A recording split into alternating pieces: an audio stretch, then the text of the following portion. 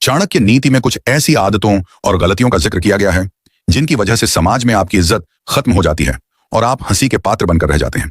अगर आप समाज में सम्मान पाना चाहते हैं तो इन गलतियों को समय रहते सुधार लेना चाहिए। अगर आप जीवन में सफलता पाना चाहते हैं तो सिर्फ मेहनत ही नहीं करनी होती बल्कि सोच समझकर फैसले भी लेने पड़ते हैं। कुछ ऐसी गलत आदतें और फैसले होते हैं जिनकी वजह से समाज में आपका बुरी तरह मजाक तक बन सकता है। आज इस वीडियो में हम आपको उन्हीं 3 आदतों और गलतियों के बारे में बताने जा रहे हैं जिनकी वजह से समाज में आपका मजाक बनता है और आप खुद दूसरों के सामने शर्मिंदा महसूस करने लगते हैं।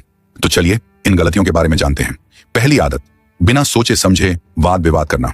जो लोग बात बात पर दूसरों से बहस करने लगते हैं वे अक्सर खुद को ही दूसरों के सामने कमजोर दिखा देते हैं। इस तरह के लोग गुस्से में आकर या बिना पूरी जानकारी के ही अपनी राय दूसरों के सामने रख देते हैं। नतीजा यह होता है कि लोग उन्हें हल्के में लेने लगते हैं और उनका जमकर मजाक भी उड़ाते हैं।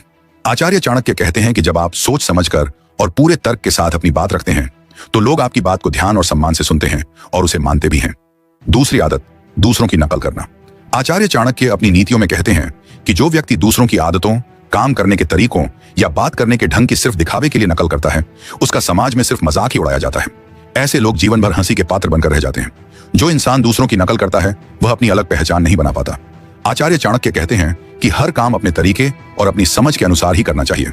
तीसरी आदत, जरूरत से ज्यादा बात करना या खोखला और झूठा दिखावा करना। चाणक्य नीति के अनुसार जो इंसान अपनी क्षमता से ज्यादा दिखावा करता है या हर बात में शामिल होना चाहता है वह दूसरों के सामने मजाक का पात्र बनकर रह जाता है। इस तरह की गलतियां अक्सर वही लोग करते हैं जो हर समय दूसरों को इंप्रेस करने में लगे रहते हैं। जब आप जरूरत से ज्यादा बोलते हैं या दिखावा करते हैं तो आपका आत्मविश्वास कमजोर दिखने लगता है और लोग आपको गंभीरता से लेना छोड़ देते हैं। अगर समाज में अपनी इज्जत बनाए रखना चाहते हैं तो सोच समझकर और जितनी जरूरत हो उतनी ही बात करें।